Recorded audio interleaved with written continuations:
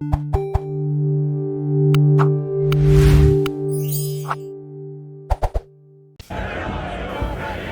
Ukrainian nationalists, January 1st is one of the most important days in their calendar. It marks the birth of Stepan Bandera, the leader of the Ukrainian partisan forces during the Second World War.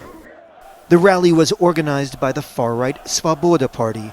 Protesters marched amidst a river of torches and signs saying, "Ukraine above all else."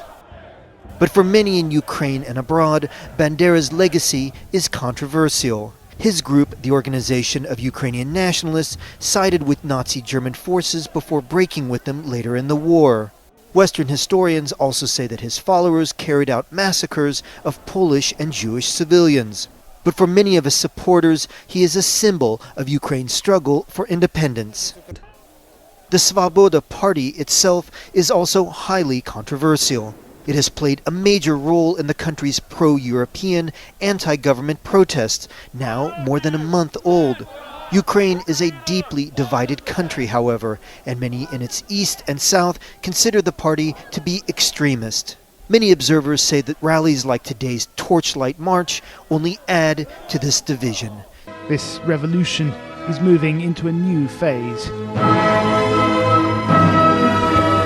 But amidst the flowers and the children's tributes, flashes of something more sinister.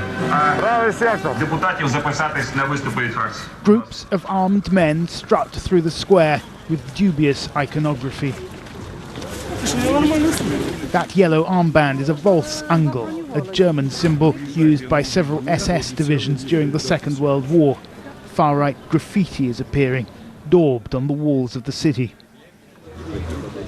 The people who brought down the government were overwhelmingly ordinary Ukrainians, students and doctors, workers and even families, people who simply refused to back down. But the most organised and perhaps the most effective were a small number of far-right groups. When it came to confrontations with the police, it was often the nationalists who were the loudest and the most violent. A group calling itself the Right Sector is perhaps the largest. Its members can be seen marching around Kiev in columns of about a dozen. Mostly they carry baseball bats. Sometimes they carry guns. Национал-социалистская тематика иногда в некоторых людях она есть проступает. Как бы, чтобы была единая нация. Нравится эта идея единой нации. Я хочу, чтобы нация была единая, чтобы один народ, одна страна, одна нация. А это подразумевается что? Чтобы чистая нация. Не то, что там, как бы у Гитлера как было, в своем роде немножко, маленько, но было, чтобы своя нация. Кому нравится Россия, пусть едут в Россию. Украина будет только для украинцев.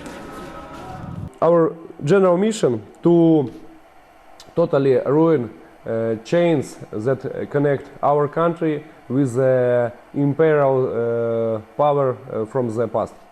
And that being Russia?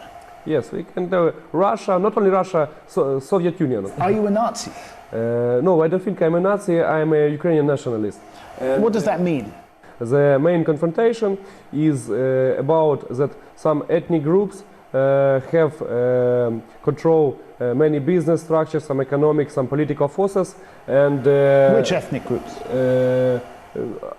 Russians and Jews and the Poles. It may be some non-Ukrainian group control a huge percent of some economic or political power. And of course, in this situation, Ukrainian people have some tension between it, and it causes conflict. The fervour of the revolution is beginning to fade now. People are starting to move on. But it's clear that it was the radical groups who kept up the pressure on Viktor Yanukovych, and many of them feel that this really is their victory. The question is, how much power will that give the far right in the new Ukraine? No one knows exactly how strong they are in terms of numbers, but the influence of the far right in Ukraine is growing. Aufmarsch der Rechtsextremen auf den Maidan. In der ukrainischen Hauptstadt Kiew haben tausende Sympathisanten der nationalistischen Gruppe Rechter Sektor gegen die Regierung demonstriert. Sie fordern unter anderem ein Misstrauensvotum gegen Präsident Poroschenko und kritisieren seine Untätigkeit im Konflikt im Osten des Landes. Dort hatte die Regierung Freiwilligenbataillone wie die des rechten Sektors für den Krieg gegen prorussische Rebellen ausgerüstet. Nun fordern die Nationalisten die Staatsmacht jedoch selbst heraus und kündigen auf dem Maidan ein neues Kapitel der ukrainischen Revolution an. Wir müssen unser Land beschützen. Wir wissen genau, dass es Menschen gibt, die hoffen, dass der rechte Sektor den Köder schluckt, den Putin und seine Truppen ausgeworfen haben. Aber das wird nicht passieren. Wir beweisen ihnen, dass wir eine disziplinierte, revolutionäre Armee sind.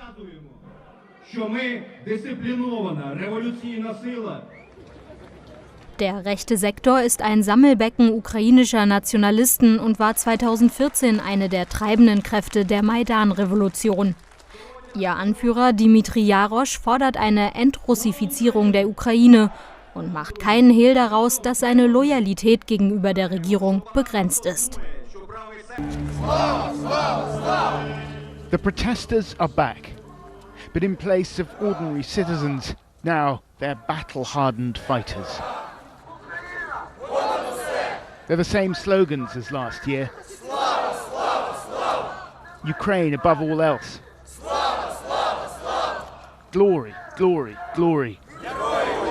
But in the mouths of the right sector, they take on a more sinister aspect. Well, there can be few more poignant depictions of how unfinished Ukraine's revolution is than this sight. All of these people bearing the banners of the far-right group, these people who helped overthrow Ukraine's pro-Russian president a year and a half ago. And they've been telling me that they want to bring down this president as well. Glory to Ukraine, they shout.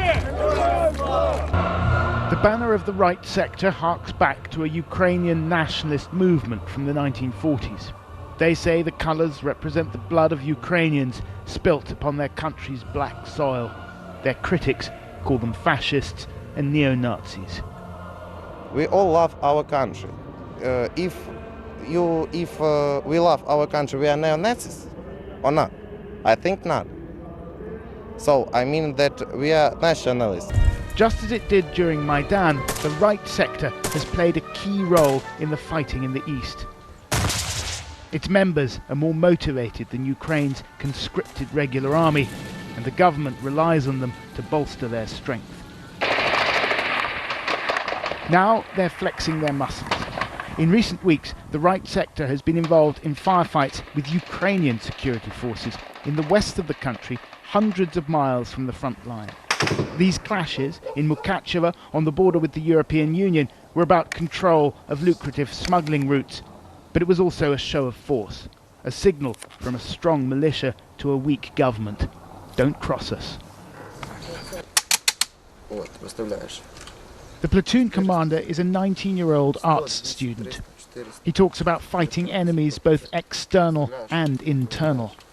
He and his men say the Ukrainian president is a traitor for signing the Minsk peace accords, which call for negotiations over the status of the breakaway regions.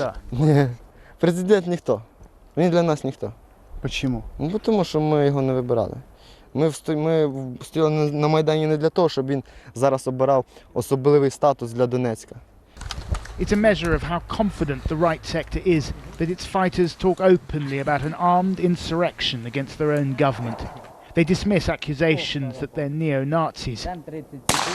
They're nationalists, they say, working on the principle that their enemy's enemy is their friend. They say most of their weapons are either recovered from the battlefield or donated by volunteers. They'll not bring them to the rally in Kiev, the commander told me. They don't need to. В принципе, я знаю, что даже начальник генерального штаба и все сбройные силы, там за исключением нескольких генералов, может быть, в генштабе, в принципе, они нас поддерживают. Против нас никогда армия не пойдет. The Right Sector says its fighting force is between 2,000 and 3,000 strong. The Right Sector took less than 2% in parliamentary elections last year, but their popularity is growing. Shaken by revolutions, exhausted by a war that shows no signs of abating, the Ukrainian state is weak. Against this backdrop, a radical right party with a well-armed military wing is gaining strength. History suggests that is a dangerous combination. Radikale Mitglieder sowie Unterstützer des paramilitärischen Freiwilligenbataillons Azov haben am Mittwochmorgen das Haus des ukrainischen Politikers Mikhail Dobkin belagert. Dobkin gehört der für ihre prorussische und EU-skeptische Haltung bekannten Partei Oppositionsblock an. Die Aufständischen werfen ihm vor, den Krieg in der Ostukraine zu unterstützen. Darüber hinaus richteten sie sich mit ihrem Protest gegen seinen kürzlichen Vorschlag, eine Straße in der Stadt Kharkiv nach getöteten Berkut-Offizieren zu benennen. Diese sollen nach Auffassung von Azov etliche Menschen während der Demonstrationen auf dem Maidan getötet haben. Am Nachmittag drangen einige der Aktivisten ins Rathaus von Kharkiv ein, wo sie mit Dobkin sprechen wollten. Die Polizei teilte mit, den Vorfall zu untersuchen. With smoke bombs and drums, some 3,000 members of Ukraine's nationalist Azov battalion marched through the capital, Kiev. In a show of force, they lit flares outside the parliament building. It was a warning to the government against making any potential deal that would lead to elections in separatist-controlled territory of eastern Ukraine. The Azov battalion was formed in 2014 to fight Russia-backed separatists in Ukraine's east and is now part of the Interior Ministry's National Guard. They also called for Ukraine's borders to be fully restored. The battalion's leader vowed there would be more protests outside parliament if the government failed to heed their warnings.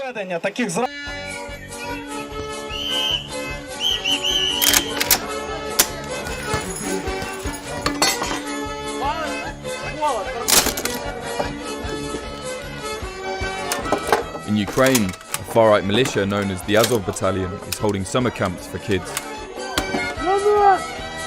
Тут не как в других лагерях. This is the future of Ukraine, of our nation. So we teaching children to love Ukraine. Слава Україні! Слава нації! Україна! Україна! Помолися! Over the next year, Azov plans to expand the summer camps so they can host thousands of kids all over Ukraine. Only nationalists can give only for this country, not Democrats, not liberalism, because they gave to us another culture. But we have our culture. В нашей школе раздавали буклетики с азовца и... Whilst Azov only represents a small percentage of the people fighting in the Ukraine war, their influence is spreading. According to The Hill, even US Congress bans aid in form of arms to the Azov battalion because of links to the Neonazis. The omnibus spending bill, including $620 million aid for Ukraine, which passed US Congress in March 2018, added at the fourth attempt a paragraph which in all 3 years before was deleted.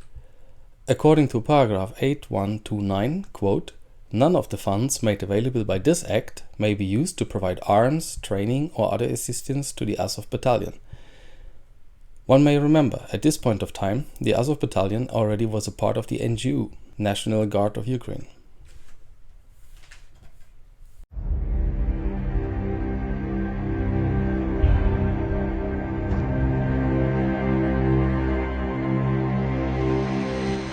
This video has sent a shiver across Ukraine.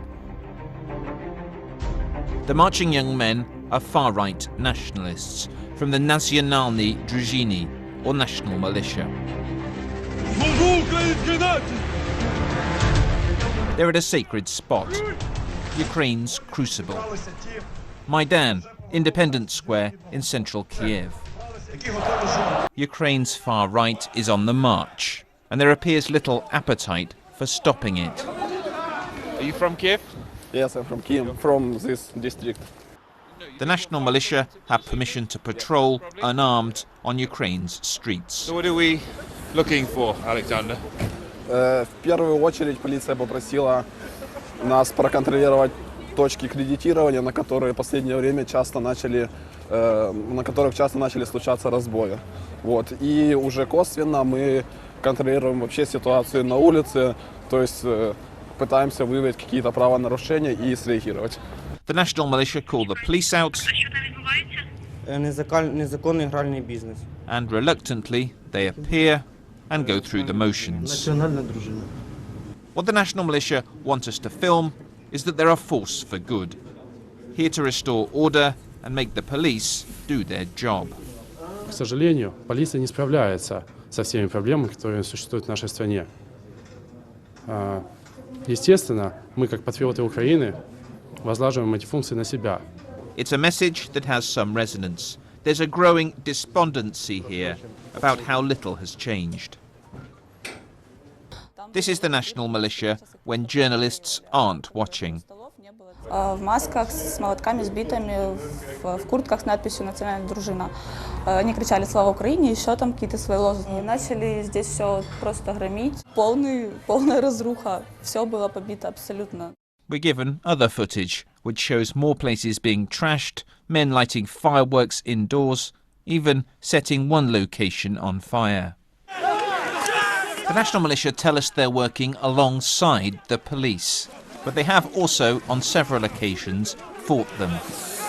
Here they brawled and used pepper spray on officers as they tried and failed to pressure a judge into keeping an allegedly corrupt politician in custody. The national militia are part of a group called Azov. Initially a volunteer military battalion, it has well-established links to the far right. Its founder, this man Andrei Beletsky, has in the past expressed racist and anti-Semitic views. And its logo has clear Nazi overtones. My favorite quote from Andrei Beletsky is that the destiny of the Ukrainian nation is to be an avant-garde in holy war of white people against underhumans led by Semites. Beletsky now denies he ever said that, but as this oath-making ceremony shows, he's not running away from the dubious imagery. Azov has now started a political party, as well as launching the national militia. The toxic racism has, in public at least, been replaced by patriotic nationalism. The national militia have already been flexing their muscles in Ukrainian politics. This is the city hall in the town of Cherkasy. Look at it now. All round the outside are security officers. There are more police here today than there are representatives. And the reason the police have come is because at the last session, this happened. The national militia, together with some war veterans, turned up and stood among the deputies, announcing that no one would leave until the mayor's budget was passed.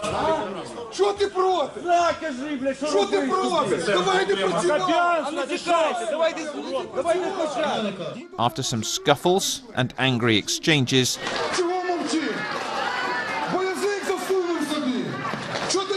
the budget was passed. Зараз Черкаси стало тренувальним майданчиком для військового перевороту в Україні. Arsen Avakov, Ukraine's ambitious interior minister. His links to the Azov group are well known. He's put their fighters on the payroll of his ministry and appointed one of their commanders, Vadim Troyan, as his deputy. Confidence in politicians and the police here is low, and for whatever reason, the national militia appear to have been given the nod to act outside the law. Історія, вона повторюється, якщо ми подивимося, що відбувалося в Германії там 37-39 рік, да, коли воно фашизм тоді піднімався, то в принципі можна, я б їх цим самим зрівняв. It's an apocalyptic warning, but it's a reminder that 4 years after Ukraine turned away from Russia towards Europe, the struggle for its soul is far from over.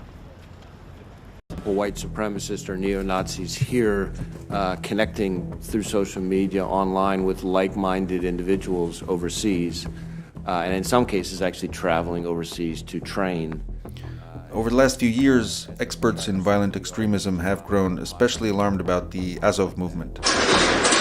The group emerged from the revolution that swept across Ukraine in 2014, and it has gotten a lot stronger amid the ongoing war with pro-Russian forces in eastern Ukraine.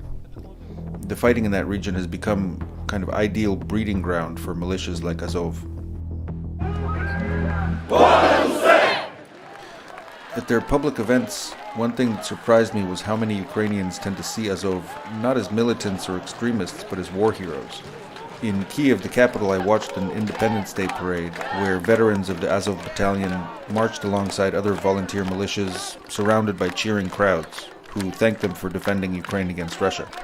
But even at the march, there were signs of the far-right ideology that's so common inside Azov. The symbols on their flags have been especially controversial.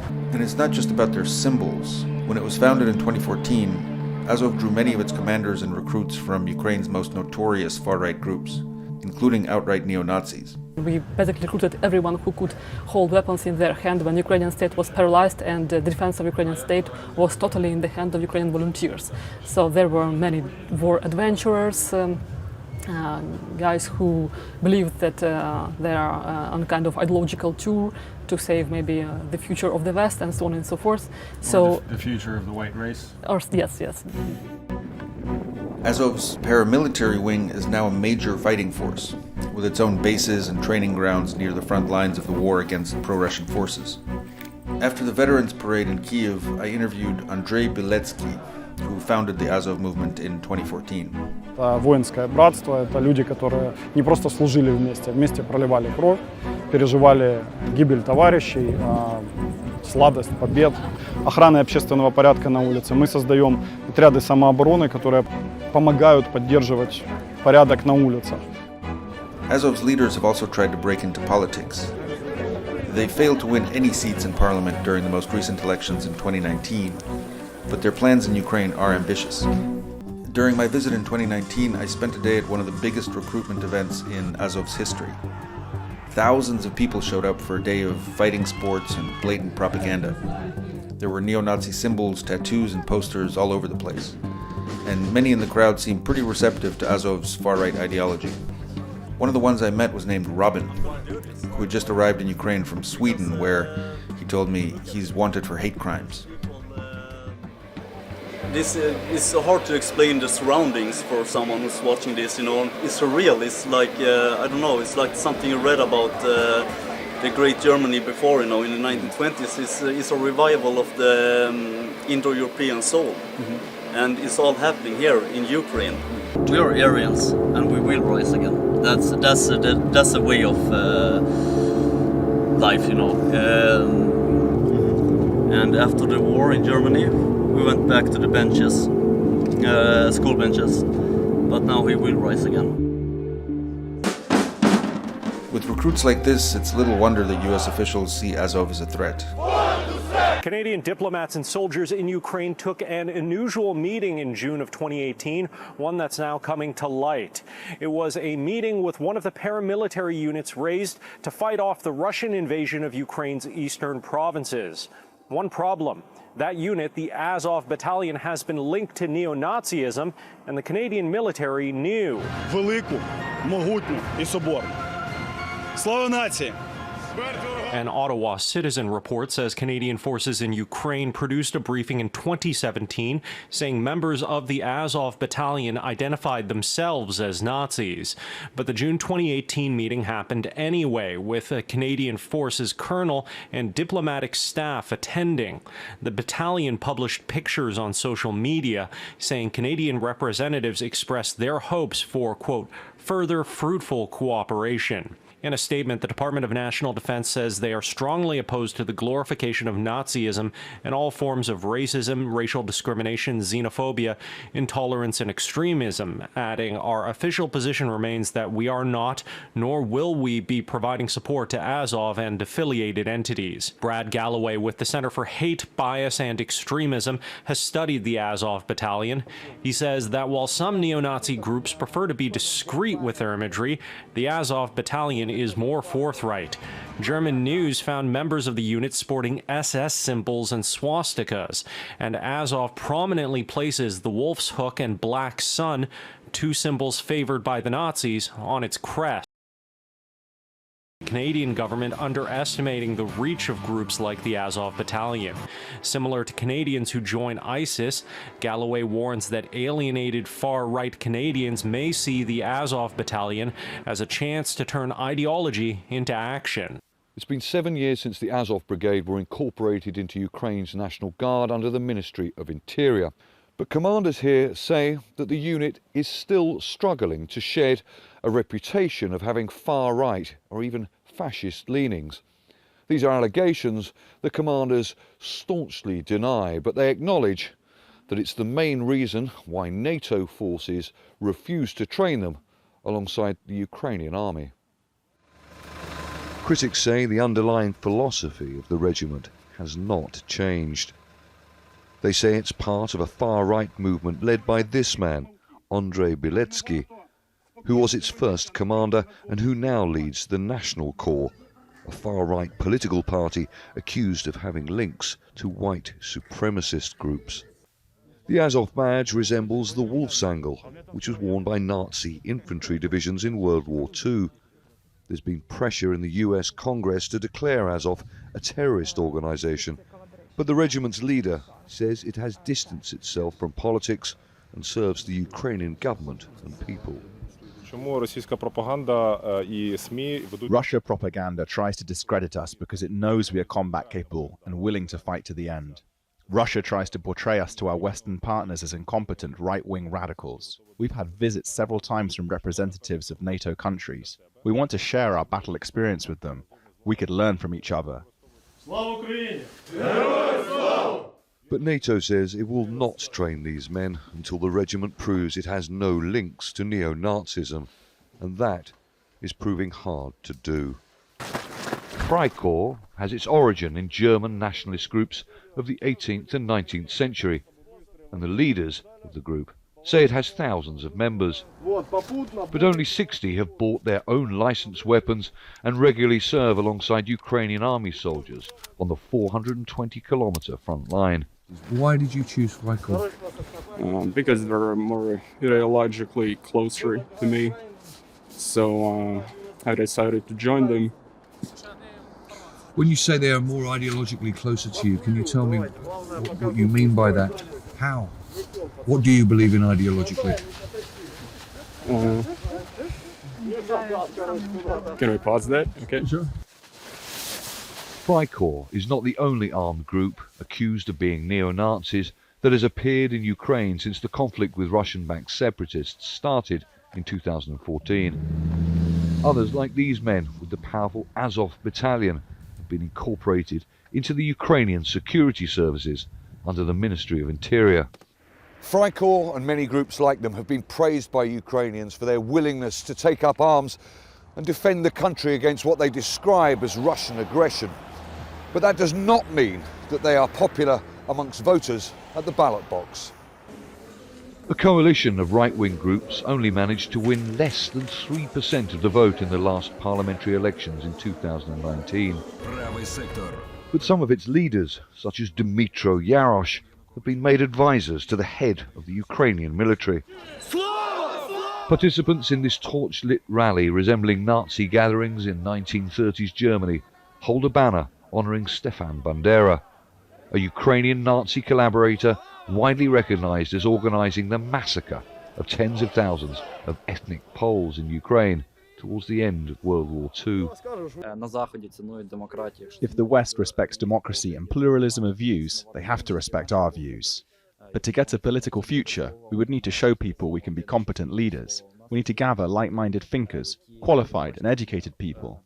If we manage that, we will have a political future and political strength. Experts say the far right in Ukraine has its origins in football hooliganism, poverty, and a country that, along with many other post-Soviet states, has struggled with political corruption. The Russian-Ukrainian border didn't really exist for these movements. The Russian far right and the Ukrainian far right moved in these same circles, and then when the war came, some of them chose one side and some of them chose the other. And the fact is that the connections are still very much there in some parts. Freikorps leaders say they've been overwhelmed by people wanting to join since the crisis between Ukraine and Russia has escalated. But as NATO countries throw their weight behind Ukraine, they should perhaps be aware of what this conflict is creating on both sides. In 2014, the Ukrainian military was much smaller than it is now. It was struggling, and brigades of volunteers joined the fight against the separatists. Some of them had far-right elements. The most high-profile was this one, the Azov Battalion. It was set up by this man, Andrei Beletsky, who has a history of racist and anti-Semitic views. And in 2014, the BBC's Steve Rosenberg spoke to him. Да, про Азов, что ультранационалистическое, даже вот неонацистское, да, вот какая идеология у Азова? Да, мы националисты, мы этого не скрывали никогда. And in 2014, with Russia backing separatists, urgent military considerations trumped all others. Ukraine was under attack, and its then president, Petro Poroshenko, called Azov our best warriors. But when in 2015 he was asked by the BBC about the group's far-right links, his reply was blunt. Please, don't listen to Russian propaganda.